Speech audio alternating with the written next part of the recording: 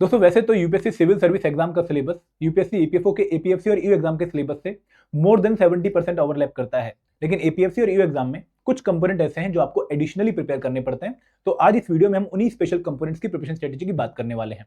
लेकिन आगे बढ़ने से पहले मैं आप लोगों को एक पॉइंट बताना चाहूंगा कि आप में से बहुत सारे बच्चे ऐसा सोचते होंगे, जो हमें कमेंट्स में भी दिखता है कि भाई एग्जाम की नोटिफिकेशन आ नहीं रही और आप बार बार वीडियो लेके आ रहे हो। तो यहाँ पर मैं आप लोगों को बताना चाहूंगा कि भले ही अभी तक इस एग्जाम की नोटिफिकेशन ना आई हो, बट बहुत जल्द आप लोगों को इस एग्जाम की नोटिफिकेशन देखने को मिलने वाली है। क्योंकि हमारे पास आरटीआई की थ्रू एक वेरिफिकेशन आ रखी है कि भाई ईपीएफओ ने 156 ईओ की वैकेंसीज की और 74 एपीएफसी वैकेंसीज की जो नोटिफिकेशन की रिक्वेजिशन है वो यूपीएससी को सेंड कर दी है। और यूपीएससी ने भी अपनी आरटीआई में हमें क्लियरली बताया है कि भाई we will soon upload the notification on the website. तो एग्जाम की नोटिफिकेशन तो पक्का आने वाली है। बट दोस्तों मैं आप लोगों को एक वार्निंग पक्का देना चाहूंगा कि इस पर्टिकुलर एग्जाम में एग्जाम नोटिफिकेशन के बाद आपको सिर्फ 4-5 महीने का टाइम मिलता है। और जो इस एग्जाम का सिलेबस है, जितना वास्ट सिलेबस है, उसको आप 4-5 महीने में कवर नहीं कर पाओगे। तो यहां पर एक बहुत जरूरी बात यह है कि भाई आप लोगों को अर्ली स्टार्ट करना चाहिए। तो वीडियो उन्हीं लोगों के लिए है जो अभी स्टार्टिंग कर रहे हैं, before the notification preparation start कर रहे हैं और इस एग्जाम में एक एक्स्ट्रा एज लेना चाहते हैं। तो वीडियो वही लोग देखें। जो लोग नोटिफिकेशन के बाद प्रिपरेशन स्टार्ट करके कंप्लीट करने की हिम्मत रखते हैं वो इस वीडियो को अभी स्किप कर सकते हैं, ठीक है। और दोस्तों साथ में आपको ये भी बताना चाहूंगा कि अगर आप इस एग्जाम की प्रिपरेशन कर रहे हैं और इस एग्जाम की कंप्लीट इन्फॉर्मेशन एक ही जगह पे चाहते हैं, तो आपके पास हमारी एक कंप्रेहेंसिव गाइड बुक पक्का होनी चाहिए। Because this is the one stop solution, जहां पर आप लोगों को बहुत सारी एग्जाम की इंफॉर्मेशन मिल रही है कि भाई डिकोडेड सिलेबस क्या है, प्रिपेयर क्या करना है। उसके बाद कि भाई सॉल्व पीवाईक्यूज कहां से मिलेंगे, इस गाइड बुक में मिलेंगे। क्योंकि सॉल्व पीवाईक्यूज ना एक ऐसा रिसोर्स है जो आपको स्टार्टिंग से लेकर एंड तक फॉलो करना है। And last but not the least, आपको यहाँ पर एक प्रिपरेशन स्ट्रेटेजी भी मिलने वाली है जिसको फॉलो करके आप एग्जाम में अच्छी परफॉर्मेंस लेकर आ सकते हैं। तो ये गाइड बुक आपके लिए टोटली फ्री है, लिंक इस वीडियो के डिस्क्रिप्शन में दिया गया है। तो दोस्तों अब शुरुआत करते हैं आज हमारे इस पर्टिकुलर सेशन की, जहां पर हम स्पेशल कंपोनेंट्स को ईपीएफओ के कवर करने वाले हैं। तो सबसे पहले मैं आप लोगों को बता दूं कि भाई स्पेशल कंपोनेंट है कौन से और इन कंपोनेंट्स को प्रिपेयर करना क्यों जरूरी है। देखिए जब मैं स्पेशल कंपोनेंट्स की बात करता हूं for APFC and EU exam, तो 5-6 कंपोनेंट ऐसे हैं जो आपको एडिशनली प्रिपेयर करने पड़ेंगे अलोंग विद द सिलेबस जो आपने यूपीएससी सीएसई में प्रिपेयर कर रखा है, क्योंकि इनसे भी एग्जाम में काफी अच्छे नंबर ऑफ क्वेश्चन आते हैं। तो इनमें पहला जो स्पेशल कंपोनेंट है वो है अकाउंटेंसी, ऑडिटिंग एंड इंश्योरेंस। ये 3 कंपोनेंट का मिक्सचर है, जहां पर अकाउंटेंसी के बेसिक प्रिंसिपल, ऑडिटिंग के बारे में आपसे क्वेश्चन और इंश्योरेंस के बारे में आपसे क्वेश्चन पूछे जाएंगे। सेकंड जो कंपोनेंट है वो है industrial relation and labour law, IR and labour law, एक बहुत important component for APFC and EO exam. तीसरा कंपोनेंट है सोशल सिक्योरिटी और चौथा कंपोनेंट है computer awareness and last component है स्टैट। तो ये 5 कंपोनेंट ऐसे हैं जो आप लोगों को एडिशनल या फिर स्पेशली प्रिपेयर करने पड़ते हैं, जो जर्नली हमें बाकी कॉम्पिटिटिव एग्जाम में देखने को नहीं मिलते। अब दोस्तों इन कंपोनेंट्स को प्रिपेयर करना जरूरी क्यों है। देखिए जब भी हम ईपीएफओ एग्जाम को क्वालिफाई करने की बात करते हैं कि भाई एपीएफसी और ईओ एग्जाम को अगर आपको क्वालिफाई करना है, तो आपको 3 एरियाज में अपनी प्रिपरेशन को चैनलाइज करना पड़ेगा। पहला एरिया है जीएस कंपोनेंट। जीएस कंपोनेंट में क्या आता है कि भाई polity, history, culture, science, economy, PDG, ये वो कंपोनेंट है जो कि जनरली हम यूपीएससी प्रीलिम्स के जीएस कंपोनेंट के लिए प्रिपेयर करते हैं। तो यहां पर भी वो कंपोनेंट आप लोगों को प्रिपेयर करने हैं। तो जीएस कंपोनेंट की जो वेटेज है एग्जाम में वो अराउंड 40 क्वेश्चन है, जहां पे पॉलिटी के 10 क्वेश्चन, कल्चर के 4 क्वेश्चन, हिस्ट्री के 6 क्वेश्चन, साइंस के 10 क्वेश्चन, इकोनॉमिक्स के 3-4 क्वेश्चन, पीडीजी के 3-4 क्वेश्चन आप लोगों को देखने को मिलते हैं। तो ये 40 क्वेश्चन जो है वो पेपर का 1/3 पोर्शन है, 1/3 हिस्सा है और बहुत इंपॉर्टेंट है हमारी प्रिपरेशन में। और दोस्तों अगर आप लोगों ने यूपीएससी सिविल सर्विस एग्जाम की प्रिपरेशन कर रखी है या फिर कुछ ऐसे एग्जाम्स की प्रिपरेशन कर रखी है जहां पर आपने कंपोनेंट्स ऑलरेडी पढ़ रखे हैं, तो आप इन पर्टिकुलर जो एरिया है उसमें आप ऑलरेडी एक अच्छे लेवल पे हैं। दूसरा एरिया क्या है, quant, reasoning, English plus current affair. दोस्तों इस पर्टिकुलर कंपोनेंट की या एरिया की जो वेटेज है एग्जाम में वो भी अगेन 40 क्वेश्चन के आसपास के आउट ऑफ 120, तो इसकी भी जो वेटेज है वो 1/3 है, ठीक है। और यहां पर भी आप लोगों को काफी अच्छा लेवल मेंटेन करना पड़ता है। बट अगर कोई बच्चा UPSC CSE exam, CGL exam या फिर ऐसे एग्जाम्स जहां पे क्यूआरई प्लस करंट अफेयर आते हैं उनकी प्रिपरेशन कर रहा है, तो उसका ये पार्ट भी ऑलरेडी प्रिपेयर्ड होता है। लेकिन जब हम बात करते हैं ईपीएफओ स्पेशल एरियाज की, तो ये जो कंपोनेंट आपने देखे अकाउंटेंसी, ऑडिटिंग, इंश्योरेंस, जनरली ये बहुत सारे कॉम्पिटिटिव एग्जाम में नहीं आते हैं, आपको एडिशनली प्रिपेयर करने पड़ते हैं। और इनकी जो वेटेज है ना वो काफी अच्छी खासी है। 40 क्वेश्चन आपको इस एरिया से भी देखने को मिलेंगे, जहां पे अराउंड 12 से 15 क्वेश्चन अकाउंटेंसी, ऑडिटिंग, इंश्योरेंस के, अराउंड 12 से 15 question IR and labour law के, 5 से 10 क्वेश्चन सोशल सिक्योरिटी के और 10 क्वेश्चन कंप्यूटर अवेयरनेस के। तो इन कंपोनेंट को भी आप लोग मिस नहीं कर सकते हैं। तो दोस्तों इसलिए कंपोनेंट प्रिपेयर करने बहुत इंपॉर्टेंट है, क्योंकि आपकी जो कट ऑफ जा रही है ना एग्जाम की, it is going close to 60%। अगर आप 2023 के पेपर की बात भी करें एपीएफसी की, तो वहां पर 178.33 कट ऑफ गई है आउट ऑफ 300 मार्क्स। और अगर आप इन 2 एरियाज के भरोसे जाते हैं एग्जाम में, आपको लगता है कि भाई मैं यूपीएससी वाला हूं, मैं नया एरिया प्रिपेयर नहीं करूंगा, मैं अपने इन एरियाज को और स्ट्रॉन्ग कर लूंगा, अगर आपकी ये थिंकिंग है, तो आप सिर्फ 80 क्वेश्चंस को प्रिपेयर करके एग्जाम में जा रहे हो। और दोस्तों ट्रस्ट मी, 80 क्वेश्चंस में आप लोग जो एग्जाम का लेवल है ना, वहां पे आपकी जो एक्यूरेसी वो अराउंड 80% ही मैक्सिमम रहने वाली है, उससे आप हाई नहीं जा पाओगे। तो यहाँ पर इतने मार्क्स लाके 64 क्वेश्चन ठीक करके आपकी सिलेक्शन नहीं हो रही है, आप लोग कट ऑफ देख रहे हैं। तो यहाँ पर अपना जो, अगर आपने कट ऑफ क्वालिफाई करने के चांसेस को बढ़ाना है तो कहीं ना कहीं आपको इन कंपोनेंट्स को भी अच्छे से प्रिपेयर करना पड़ेगा। और अब बात आती है कि भाई इन कंपोनेंट्स को कैसे और कहां से प्रिपेयर करें, तो वो हम आगे कवर करते हैं वन बाय वन। बट दोस्तों प्लीज मैं आप लोगों से बहुत रिक्वेस्ट से कहना चाहूंगा कि इन कंपोनेंट्स को बिल्कुल भी मिस मत करिएगा। हाँ, आप लोगों को कैसे इनको कवर करना है वो मैं आपको एक बार पक्का समझाऊंगा कि आप अपने यूपीएससी, सीएससी या फिर किसी और एग्जाम की प्रिपरेशन के साथ इस पर्टिकुलर एरिया को कैसे मैनेज कर सकते हैं। ठीक है, आगे बढ़ते हैं। अब दोस्तों बात करते हैं हमारे industry relation and labour law की, जो कि हमारा पहला कंपोनेंट है जिसको हम यहाँ पे डिस्कस करने वाले हैं। देखिए, industry relation and labour law दो कंपोनेंट्स का मिक्सचर है। एक है इंडस्ट्रियल रिलेशन, जो इंडस्ट्रीज है इंडिया में, डिफरेंट इंडस्ट्रीज, उनमें किस तरह के जो है रूल्स फॉलो होते हैं, उनकी कौन कौन सी जो है कंडीशंस होती हैं वर्किंग की, उनके कौन कौन से एस्पेक्ट हैं, वो हमें सारे कवर इस पर्टिकुलर कंपोनेंट में करने होते हैं। तो यहाँ पर सबसे पहले हम देखेंगे इस कंपोनेंट का डिकोडेड सिलेबस, कि भाई एग्जैक्टली हमें प्रिपेयर क्या करना है। अब दोस्तों यहाँ पर देखो, मैं आपको डिकोडेड सिलेबस इसलिए दे रहा हूँ क्योंकि जब आप नोटिफिकेशन में सिलेबस देखने जाओगे ना, तो वहां पर आपको सिर्फ कंपोनेंट का नाम दिखाई देगा, आईआर एंड लेबर लॉ, आपको डिकोडेड सिलेबस नहीं मिलेगा। तो डिकोडेड सिलेबस आपको मैं पुराने एग्जाम्स की एनालिसिस करके बना के दे रहा हूं, तो ये बहुत इंपॉर्टेंट है, इसको पक्का देख लीजिएगा। यहाँ पे है overview of IR, Indian labour force के बारे में डिस्कशन, ट्रेड यूनियंस के बारे में डिस्कशन कि भाई कौन सी ट्रेड यूनियन कब बनी, किसने बनाई, कौन सी पॉलिटिकल पार्टी उससे एफिलिएटेड थी, कौन सी प्रोमिनेंट पर्सनैलिटीज उससे एसोसिएटेड थी। तो ये वाले पोर्शन आप यहाँ पे कवर करेंगे। और फिर कलेक्टिव बार्गेनिंग, ट्रेड यूनियन कैसे बनती हैं, वो बार्गेन कैसे करती हैं, इंडस्ट्री में डिसिप्लिन कैसे मेंटेन होता है, सेटलमेंट्स ऑफ डिस्प्यूट कैसे होते हैं, कौन कौन से डिस्प्यूट आ सकते हैं, वेजेस के बारे में पढ़ते हैं हम वर्कर की पार्टिसिपेशन मैनेजमेंट के बारे में पढ़ते हैं, हम इंडस्ट्रियल इकोनॉमिक रिलेशंस के बारे में पढ़ते हैं, हम इंटरनेशनल इंडस्ट्रियल रिलेशन के बारे में पढ़ते हैं, यहाँ पे हम आईएलओ के कन्वेंशन वगैरह पढ़ते हैं। तो ये पूरा जो पार्ट है वो आपके आईआर वाले सेक्शन का है। और दोस्तों आईआर एक थ्योरेटिकल पेपर है, ठीक है, थ्योरेटिकल कंपोनेंट है। तो यहाँ पर एक रीडिंग अगर आप कर लेंगे और उसको एक बार रिवाइज कर लेंगे, that is more than enough for this exam. But ये रीडिंग के साथ साथ आप लोगों ने एक काम और करना है कि आपने छोटे छोटे नोट्स बना लेने फैक्चुअल इंफॉर्मेशन के। जैसे आप लोगों को जितने भी हमारे कॉन्स्टिट्यूशनल प्रोविजन है रिलेटेड टू लेबर वो अच्छे से कवर करने हैं। तो यहाँ पर बेसिकली हमारे कौन कौन से आर्टिकल कवर होते हैं, हमारे आर्टिकल 12 से लेकर आर्टिकल 51 जो फंडामेंटल राइट्स एंड डीपीएसपी वाले आर्टिकल हैं वो अपने अच्छे से रख लेने हैं। पॉलिटी की नॉलेज आपको यहाँ पर हेल्प करेगी। प्लस इसके साथ साथ जो हमारी ट्रेड यूनियन के जैसे इंपॉर्टेंट नोट्स है कि भाई all India trade union Congress, इसके नोट्स कैसे बनेंगे, फॉर्मेशन 1919 किसने बनाई, लाला लाजपत राय, कौन कौन सी पर्सनैलिटी एसोसिएट थी आपने मेंशन कर दी, कौन सी पार्टी से एलोटेड है, बीजेपी से। फॉर एग्जांपल, मैं एग्जांपल दे रहा हूँ, डाटा शायद करेक्ट ना हो, बट आपने इस तरीके से शॉर्ट नोट्स बनाने, क्योंकि एग्जाम में आपको ऐसे ही क्वेश्चन देखने को मिलेंगे। जैसे क्वेश्चन है कि the right of worker to resort to strike is the, अब ये पॉलिटी का क्वेश्चन है लेकिन आपसे आईआर में पूछ लिया, ऐसे क्वेश्चन पूछा इन्होंने कि which article of the Indian constitution provides for the participation of labour in the management of industry.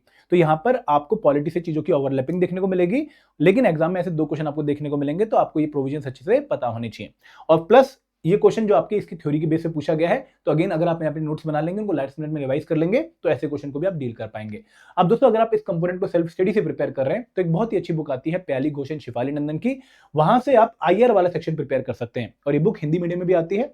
तो यहाँ पर लेबर लॉ प्रिपेयर मत करिएगा क्योंकि लेबर लॉ अपडेटेड नहीं है, बट आईआर वाला सेक्शन आपको यहाँ से प्रिपेयर करने में काफी मदद मिलेगी, और यही टॉपिक आपने इस बुक से कवर करने हैं। आगे बढ़ते हैं, अब बात करते हैं लेबर लॉस की। देखिए, लेबर लॉ हमारे देश में वैसे तो बहुत ज्यादा है, लगभग 250 प्लस लेबर लॉ हैं, बट क्या हमें सारे लेबर लॉ एग्जाम के लिए प्रिपेयर करने हैं? नहीं, हमें कुछ इंपॉर्टेंट लेबर लॉस जिनसे पुराने एग्जाम्स में लगातार क्वेश्चन आ रहा है, या फिर यूपीएससी के अदर सिमिलर आरटी एग्जाम जहां पे आईआर एंड लेबर लॉ भी कंपोनेंट है, वहां पर जिन लॉ से क्वेश्चन आ रहा है वही लॉस हमें प्रिपेयर करने हैं। तो यहाँ पर 12 लेबर लॉ ऐसे हैं जो हमें प्रायोरिटी में प्रिपेयर करने हैं, ठीक है। जैसे इनमें कौन कौन से हैं, payment of wages act 1936, minimum wages act 1948, industrial employment standing order, trade union act, factory act, ठीक है, child and adolescent labour provision act, interstate migrant workman act. तो ये 12 एक्ट आप लोगों को प्रिपेयर करने हैं। अब आपके मन में डाउट है कि सर यही 12 या कोई और भी है? दोस्तों एक दो करंट अफेयर जो एक दो लेबर लॉ जो करंट अफेयर में रहते हैं वो भी आपको इस लिस्ट में ऐड कर लेने हैं, क्योंकि उनके ऊपर क्वेश्चन पूछा जा सकता है। बट अदरवाइज ये 12 तो आपने पक्का प्रिपेयर करने ही करने। इनको प्रिपेयर करने के बाद अगर आपके पास टाइम और एनर्जी बचती है तो आप लेबर कोड भी प्रिपेयर कर सकते हैं, but as such labour code से पेपर में क्वेश्चन नहीं आ रहे हैं तो आप इनको अवॉइड भी कर सकते हैं, ठीक है। तो ये 12 लेबर लॉ तो प्रिपेयर करने ही करने। और दोस्तों इन लेबर लॉस में से कोई एक लेबर लॉ इंपॉर्टेंट है, सारे के सारे ही इक्वली इंपॉर्टेंट है, क्योंकि एग्जाम में हर एक लेबर लॉ से आपको एक या दो क्वेश्चन देखने को मिलता है, तो इनको मिस मत करिएगा। अब दोस्तों लेबर लॉ से कैसे क्वेश्चन पूछे जाते हैं? देखिए, लेबर लॉ बेसिकली एक्ट है, तो एक्ट में क्या होता है, प्रोविजंस होते हैं, सेक्शंस होते हैं, डेफिनेशंस होती हैं। तो आपको इन्हीं 3 एरियाज को अच्छे से कवर करना है कि भाई डेफिनेशंस कैसे क्या है किसी पर्टिकुलर चीज की, कि भाई इंप्लॉई क्या है, एम्प्लॉयर क्या है, आपने अच्छे से कवर करना है, उन डेफिनेशन को नोट कर लेना है, और वहां पे जो क्रिटिकलिटी है, एक्सेप्शंस है, उनको अच्छे से कवर करना है। सिमिलरली सेक्शंस, कौन से सेक्शन किस पर्टिकुलर प्रोविजन से डील करते हैं, किस पर्टिकुलर एस्पेक्ट से डील करते हैं, फिर प्रोविजंस को अच्छे से कवर करना है कि भाई अगर मैं बात करूं स्टैंडिंग ऑर्डर की, employment industrial employment standing order की, तो यहाँ पे प्रोविजन क्या होंगे कि भाई सर्टिफाइंग ऑफिसर जो है रिव्यू करेगा स्टैंडिंग ऑर्डर को, कितने दिनों में रिव्यू करेगा, उसको किसको वो जो डॉक्यूमेंट है वापस सबमिट करना है, किस कंडीशन में स्टैंडिंग ऑर्डर को सही नहीं माना जाएगा। तो जो कंडीशन है प्रोविजंस की वो आपने अच्छे से कवर करनी है। और यहाँ पर टाइम लिमिट हो गई, नंबर ऑफ मेंबर्स हो गए, ऑफिसर के बारे में जो डेजिग्नेशन है, उनकी जो अपॉइंटमेंट है वो कैसे होगी, सारे प्रोविजन अगर आप अच्छे से कवर कर लेंगे तो दोस्तों एग्जाम में टफ क्वेश्चन नहीं आ रहा है, स्ट्रेट फॉरवर्ड क्वेश्चन ही आ रहे हैं, बट प्रोविजन की नॉलेज होनी चाहिए। और मैं यहाँ पर आपको एक बात और बताना चाहूंगा बहुत क्लियरली कि देखिए प्रोविजन ना कवर करने आसान नहीं है। ये लेबर लॉस आपको बहुत भारी भरकम लगेंगे, भले ही 250-300 पेजों के हैं बस केवल, बट दोस्तों यहाँ पर बहुत सारी इंफॉर्मेशन है, तो एक बार में चीजें कवर नहीं होने वाली। आपको एटलीस्ट 3 बार लेबर लॉ कवर करने पड़ेंगे, तब जाकर आप यहाँ पे कंफर्टेबल फील करना शुरू करेंगे, प्लस बहुत सारी प्रैक्टिस, क्योंकि यहाँ पर रीडिंग आपको एक लिमिट तक ही इंप्रूव करवा सकती है, लेकिन प्रैक्टिस आपको हेल्प करेगी उसको लॉन्ग टर्म रिटेंशन में। तो आप इस पर्टिकुलर कंपोनेंट को 1-2 बार रिवाइज करने के बाद मिनिमम एक बार कवर कर लिया, 1-2 बार रिवाइज कर लिया, फिर आप बहुत सारी प्रैक्टिस करिए ताकि आप क्वेश्चंस के थ्रू अपनी जो है वीक एरियाज को आइडेंटिफाई करके उन पे काम करें, प्लस अपनी मेमोरी को इंप्रूव करते रहें। ठीक है, अब ये लेबर लॉ मिलेंगे कहां से? लेबर लॉ आप लोगों को मिलेंगे ministry of labour and employment की वेबसाइट से। एक्ट एंड रूल वाले सेक्शन पे आपने जाना है और यहाँ पे आपने आईएल वाले सेक्शन पे क्लिक करना है, और इस पर्टिकुलर सेक्शन पे आप क्लिक करेंगे तो आपको बहुत सारे एक्ट यहाँ पर दिखने शुरू हो जाएंगे, बट आपने वही एक्ट डाउनलोड करने जो कि इस लिस्ट में मैंने आपको दे दिए हैं। ठीक है, तो इस तरीके से आपका आईआर एंड लेबर लॉ वाला सेक्शन आप प्रिपेयर कर लेंगे। आगे बढ़ते हैं, अब बात करते हैं अकाउंटेंसी, ऑडिटिंग एंड इंश्योरेंस की। अब दोस्तों इस कंपोनेंट को देखते ही ना हमारे मन में क्या डाउट आता है कि यार हम तो कॉमर्स बैकग्राउंड के है ही नहीं, हमने तो कभी जिंदगी में कॉमर्स पढ़ा ही नहीं है, हमारे तो अकाउंट्स वैसे ही खराब चल रहे हैं ग्रो और जीरोधा पे, तो कैसे इस कंपोनेंट को कवर करें? तो दोस्तों यहाँ पर मैं आप लोगों को बता दूं भाई अकाउंट्स, ऑडिटिंग, इंश्योरेंस आपने बहुत डेप्थ में प्रिपेयर नहीं करना है, ये आपने 12th लेवल का कवर करना है, आपने बेसिक अंडरस्टैंडिंग यहाँ पर डेवलप करनी है, तो बहुत डीप में नहीं जाना है। मैं आपको डिकोडेड सिलेबस दे रहा हूं, आपने उसी सिलेबस पे स्टिक रहना है। डिकोडेड सिलेबस क्या है कि भाई introduction to accounting, theory base of accounting, recording transaction, trial balance, bill of exchange and income statement, ये जो पोर्शन है ये मोस्ट इंपॉर्टेंट है अकाउंट्स में। इसकी अगर आपको क्लैरिटी होगी तो आपको बाकी वाले टॉपिक्स भी समझ आएंगे, प्लस इन टॉपिक्स की वेटेज एग्जाम में ज्यादा भी है। इनको कवर करने के बाद सेकंड इंपॉर्टेंट एरिया ये 3 चैप्टर हैं, और फिर आप आगे वाले चैप्टर कवर कर सकते हैं। तो इन्हीं 20 टॉपिक को अच्छे से प्रिपेयर करके चले जाइए, इनके ऊपर फॉर्मूला बेस्ड न्यूमेरिकल प्रैक्टिस कर लीजिए। प्लस दोस्तों एक बात आप ध्यान रखिएगा कि जो अकाउंटेंसी है ये रीडिंग से कवर नहीं होगा, सिर्फ पढ़ने से कवर नहीं होगा, ये आपको समझना पड़ेगा। This is a technical component जहां पर अंडरस्टैंडिंग डेवलप करनी बहुत जरूरी है। और यूपीएससी आपसे स्ट्रेट फॉरवर्ड क्वेश्चन पूछ भी नहीं रहा है, वो घुमा फिरा के क्वेश्चन पूछ रहा है, तो अगर आपकी अंडरस्टैंडिंग डेवलप्ड है तभी आप उन क्वेश्चन को डील कर पाएंगे। तो यहां पर समझने पे जोर लगाइएगा, ना कि सिर्फ पढ़ने पे। अगर मैं ऑडिटिंग की बात करूं तो ऑडिटिंग से हार्डली आपको 2-3 क्वेश्चन ही देखने को मिलेंगे, तो ऑडिटिंग आपका जो है 2 क्वेश्चन आउट ऑफ 120 इतना इंपॉर्टेंट नहीं है। और दोस्तों सिर्फ ईपीएफओ के एपीएफसी एग्जाम में आता है, ईओ एग्जाम में नहीं आता है, तो यहाँ पे ये 7 चैप्टर आप लोगों ने अच्छे से प्रिपेयर कर लेने हैं। Introduction to accounting, classification of audit, company auditor, vouching, auditor report, liability of an auditor and different audit. और ये आपने कहां से प्रिपेयर करने हैं? ये आपने प्रिपेयर करना है टीएन शर्मा की एक बुक आती है, वहां से आप लोग प्रिपेयर कर लेंगे। ठीक है, इसमें आपको एक बात ध्यान रखना है कि एक थ्योरेटिकल कंपोनेंट है, तो यहाँ पर अगर आप पढ़ लेते हैं और आप एक बार रिवाइज भी कर लेते हैं तो ये कंपोनेंट आपको बिल्कुल भी डिफिकल्टी नहीं देगा। अब दोस्तों तीसरा कंपोनेंट है इंश्योरेंस। तो इंश्योरेंस के लिए मैं आप लोगों को बताना चाहूंगा कि एक ई बुक आती है IRDAI की, IRDAI की, जो कि आपको वेबसाइट पे मिल जाएगी। आप इसको डाउनलोड करके इंश्योरेंस वाला पोर्शन यहाँ से कवर कर सकते हैं। इंश्योरेंस में बहुत डीप में मत जाइएगा क्योंकि हार्डली एक क्वेश्चन एग्जाम में पूछा जाएगा, और यहाँ पर डेफिनेशन जो है, जो टर्म्स की फुल फॉर्म में है, या फिर जैसे जो बेसिक कंसेप्ट है इंश्योरेंस के, वो आपको कवर करने पड़ेंगे कि जैसे बैंक का इंश्योरेंस क्या होता है, प्रीमियम क्या होता है। तो ये अगर आप कवर कर लेंगे तो एग्जाम में बहुत टफ क्वेश्चन नहीं पूछ रहे हैं। बट अगर आप अवॉइड करना चाहें तो इन 2 कंपोनेंट्स को आप अवॉइड भी कर सकते हैं। अकाउंटेंसी आप अवॉइड मत करिए क्योंकि ईपीएफओ में 12 क्वेश्चन, एपीएफसी में 12 क्वेश्चन और ईओ में 15 क्वेश्चन आपको देखने को मिलते ही मिलते हैं।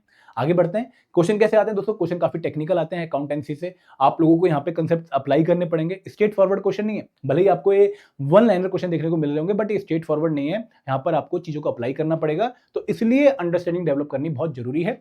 और दोस्तों यहाँ पर बेस्ट सोर्स तो रहेंगी क्लास 11th एंड 12th की एनसीईआरटीज, बट अगर आप उनको पढ़ने में कम्प्लेक्स फील करते हैं तो इसके लिए आप डीके गोयल का एक सॉल्यूशन फॉलो कर सकते हैं। ये बुक है बहुत प्यारी डीके गोयल की, जो आपको अकाउंटेंसी अच्छे से कवर करवा देगी। ठीक है, आगे बढ़े, अब बात करते हैं सोशल सिक्योरिटी की। देखिए सोशल सिक्योरिटी भी एक ऐसा कंपोनेंट है जो जनरली हम लोग कभी प्रिपेयर नहीं करते हैं किसी और एग्जाम के लिए, बट यहाँ पर ये बहुत जरूरी है क्योंकि इंटरव्यू में भी क्वेश्चन आएंगे, प्लस एग्जाम में भी क्वेश्चन आएंगे, और प्लस जो आप काम करने वाले हैं ईपीएफओ में, जो कि सोशल सिक्योरिटी ऑर्गेनाइजेशन ही है, तो ये कंपोनेंट आपके वहां पर हेल्प करेगा। तो यहाँ पर बेसिकली आपको 2 पार्ट्स में चीजें कवर करनी होती हैं। एक है सोशल सिक्योरिटी स्कीम्स, वो स्कीम्स जो कि हमारी सरकार डिफरेंट कैटेगरी ऑफ पीपल की उत्थान के लिए लॉन्च करती है, जैसे अटल पेंशन योजना, नेशनल पेंशन स्कीम, आत्मनिर्भर भारत रोजगार योजना, आयुष्मान भारत योजना। तो ये जो स्कीम्स हैं डिसेबल्ड लोगों के लिए, जो फार्मर्स हैं उनके लिए या वुमेन के लिए, चिल्ड्रन के लिए, वो सारी स्कीम जो हम करंट अफेयर में प्रिपेयर करते हैं वही हमें यहाँ पर भी काम आएंगी। तो ये हमारा पहला हिस्सा है, 50% पोर्शन है। और फिर हमें 5 एक्ट और प्रिपेयर करने होते हैं जो कि हमारे बहुत इंपॉर्टेंट है और अगेन सोशल सिक्योरिटी डोमेन से रिलेट करते हैं।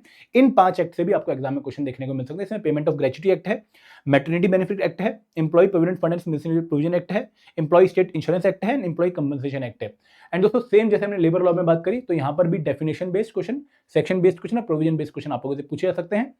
स्कीम्स में आप लोगों ने क्या कवर करना है कि भाई किसने स्कीम लॉन्च करी, मिनिस्ट्री कौन सी थी, इंप्लीमेंटिंग एजेंसी कौन सी है, फंडिंग कहां से आ रही है, बेनिफिशियरी कौन है, टारगेट क्या है, ऑब्जेक्टिव क्या है। तो जो स्कीम्स के कॉमन एलिमेंट्स होते हैं वही कॉमन एलिमेंट्स हमने यहाँ पर भी प्रिपेयर करने हैं, ठीक है।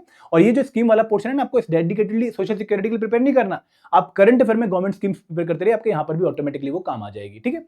अब लास्ट कंपोनेंट है आप लोगों का सोशल सिक्योरिटी। आपको बेसिकली एक्ट कहां से मिलेंगे बता देता हूं पहले। सोशल सिक्योरिटी के एक्ट भी आपको ministry of labour and employment की वेबसाइट से मिलेंगे। एक्ट एंड रूल वाले सेक्शन में आपने जाना है और यहाँ पर सोशल सिक्योरिटी वाले डोमेन में जाके आप इन एक्ट्स को डाउनलोड कर सकते हैं। Last but not the least component is computer awareness. दोस्तों देखो, कंप्यूटर अवेयरनेस एक लो हैंगिंग फ्रूट है। आप लोग ये मत सोचिएगा कि आप कंप्यूटर को आप एग्जाम में जाके सीधा डील कर लोगे, इतने सिंपल क्वेश्चन नहीं आ रहे हैं। बट ये जरूर है कि अगर आपने इसको एक मिनिमम टाइम भी दे दिया ना, तो भी आप यहाँ पर काफी अच्छा स्कोर कर सकते हैं। तो यहाँ पर कौन कौन से चैप्टर प्रिपेयर करने हैं कि नेटवर्क क्या होता है, टाइपोलॉजी क्या होती है, सॉफ्टवेयर क्या होते हैं, प्रोसेसिंग सॉफ्टवेयर क्या होते हैं, एप्लीकेशन सॉफ्टवेयर क्या होते हैं, यूटिलिटी सॉफ्टवेयर क्या होते हैं, फुल फॉर्म्स क्या होती हैं, ठीक है, कंप्यूटर की एप्लीकेशन क्या है। ये सारी चीजें अगर आप कवर करते हैं तो आपको एग्जाम में ऐसे ही क्वेश्चन देखने को मिलेंगे। तो यहाँ पर ये सिलेबस लिस्ट है जो आप देख सकते हैं और आप इसको पीडीएफ को हमारी टेलीग्राम ग्रुप से डाउनलोड भी कर सकते हैं। प्लस दोस्तों यहाँ पर ऐसे क्वेश्चन आप लोगों को एग्जाम में देखने को मिलेंगे जो कि सिंपल नहीं है, काफी अच्छी नॉलेज आप लोगों की होगी तभी आप इन क्वेश्चन को सॉल्व कर पाएंगे। और इसके लिए सोर्स क्या रहेगा, एक तो क्लास 11th की एनसीईआरटी की कंप्यूटर साइंस की बुक, इसके पहले 3 चैप्टर आप लोगों ने कवर करने हैं, और एक कंप्यूटर अवेयरनेस की अरेंज की बुक, यहाँ से आपने थ्योरी और एमसीक्यूज प्रैक्टिस करने हैं। तो this is the source for computer awareness. 10 question exam में आएंगे, इस कंपोनेंट को बिल्कुल भी मिस मत करिएगा। अब दोस्तों एक लास्ट कंपोनेंट है स्टैट। तो स्टैट एक ऐसा कंपोनेंट है जिसको मैं अगर कहूंगा आपको कि प्रिपेयर नहीं भी करना तो चलेगा। क्यों दोस्तों, क्योंकि हार्डली 1 या 2 क्वेश्चन पूछा और पिछली बार तो एक भी क्वेश्चन नहीं पूछा। बट अगर कोई बच्चा उसको प्रिपेयर करना चाहता भी है तो आप लोग जो है नेट से mean, mode, median, standard division और डिस्पर्जन के फॉर्मूला बेस्ड न्यूमेरिकल 2-3 प्रैक्टिस कर लीजिए, that will be more than enough, ठीक है। डिफिकल्ट क्वेश्चन नहीं आ रहा, क्वेश्चन 2023 में पूछा भी नहीं इन्होंने।